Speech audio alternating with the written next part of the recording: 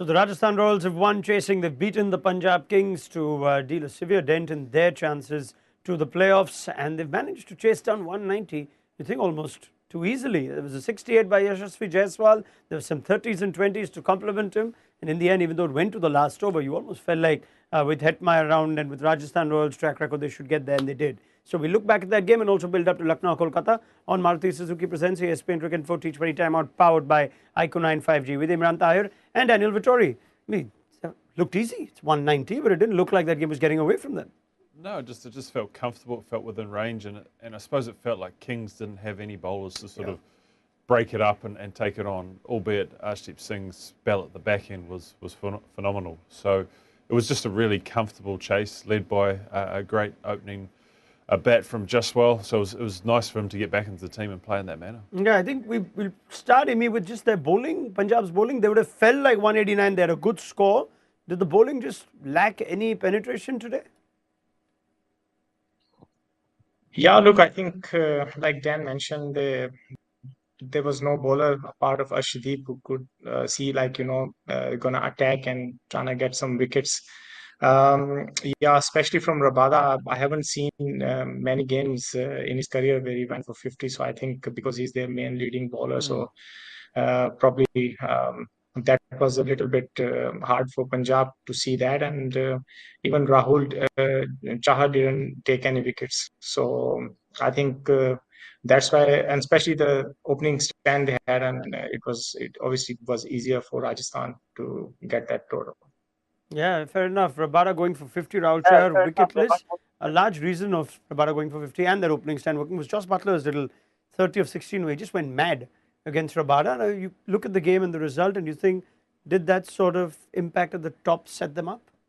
I think so. In the over before, Jaiswal taking on Sharma. So I think they had that nice combination when you're chasing down a difficult total, because 190 is never easy to just get that start like that, 20 off the over, albeit Butler getting out to Rabada.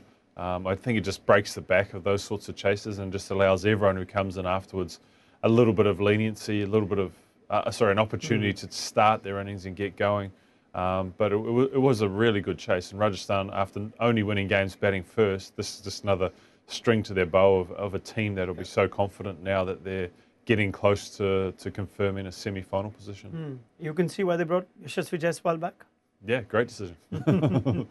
Look, I think it's nice when decisions actually come off. It's just the manner in which you get there, and I suppose the question is why he hasn't played more, because he was a retained player and he got a couple of games, I think, at the start of the year. So it seems crazy, but I also think this was a bowling attack that really suited him, and he could take them on their medium paces. He didn't face much Rabada, and all their medium pace he took on, and Chahar as well, and it just looked very comfortable innings from him. It almost feels like it was not the situation wasn't ideal for Jaiswal to come good. He played 3 games at the start, was dropped. Now he's come back in a chase, 190 to get, but he played particularly well. I mean, this is quite the story for Yashasvi Jaiswal, who comes in off the cold and plays that sort of innings. I think it's all about the opportunities. I think he's got the opportunities, and he proved that he's good enough. And then I think it's nice to see that he's got some runs, and I'm sure he'll be very confident going forward in the next few games.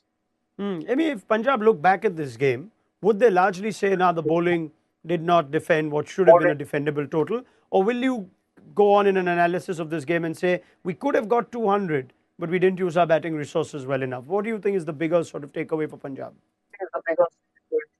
Look, to be honest with you, I still believe that 190 was good enough total. I think they just bowled badly, and they should, if they need to look at something, they need to look at in that, because there was not many guys who look to attack and get bowlers. Like I said, their main bowler is Rabada, who's known to take wickets, and he's obviously a world-class bowler. But I think when he goes for many runs, then I think the whole bowling squad just obviously go on back foot, and I think probably that's what happened today. Same question. Yeah, I mean, 190. I think it's that lack of penetration that Imi touched on there around.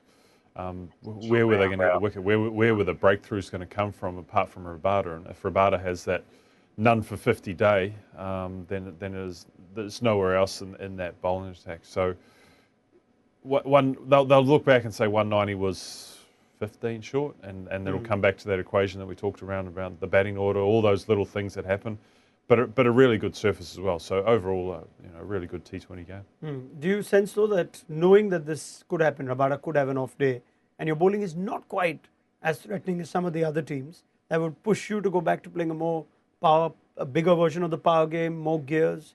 Suddenly, Punjab have become conservative in the way they get 190 as against aggressive in the way they used to get 190, even though they may have ended up with the same score.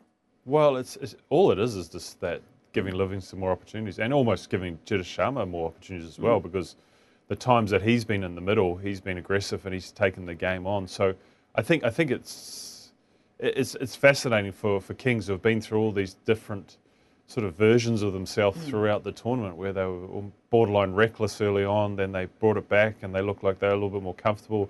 They made changes and now they're consistent with their selection, but maybe they need to go back to even that more power-based game, and that will revolve around Livingston, Rajapaksa and Jiddu Sharma. All right. Points table will tell you that it is a blow to Mayank Agarwal's team's chances to the playoffs. The max they can now get to is 16.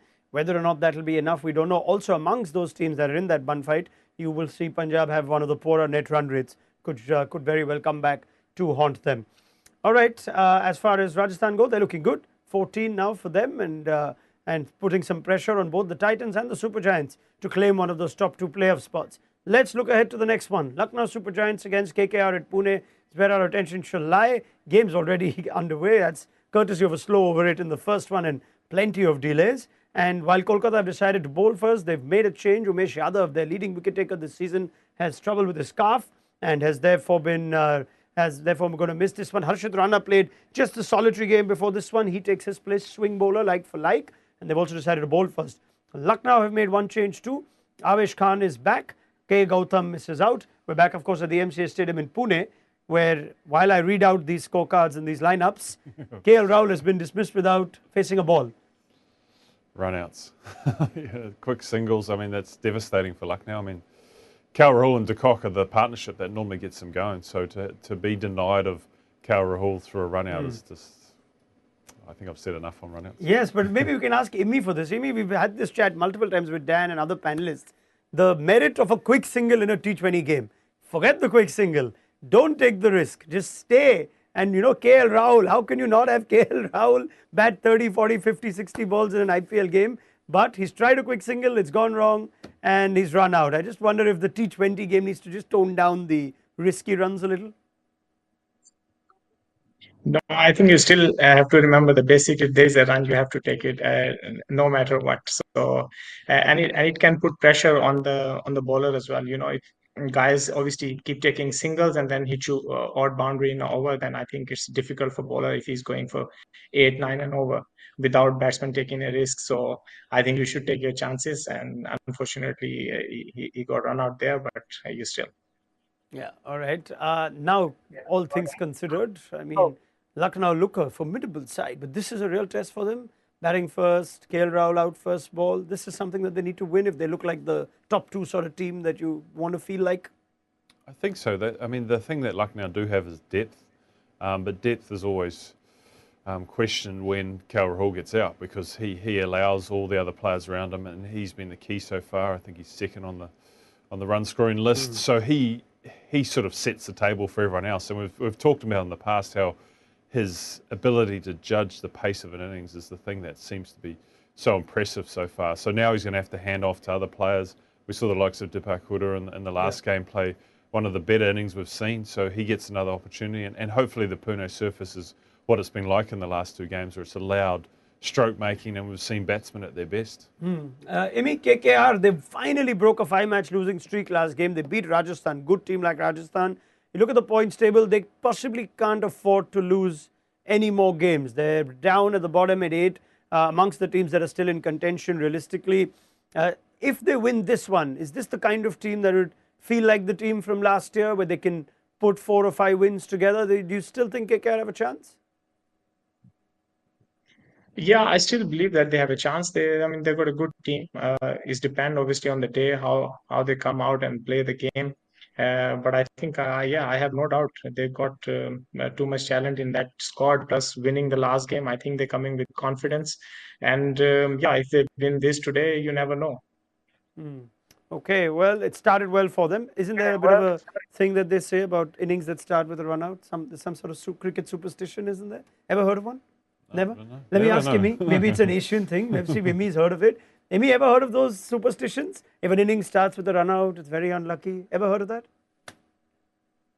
There is too many superstitious player I played with in my life. So yes, there is lots of things. So which I don't like to mention it here, but yeah, you obviously you can think of anything.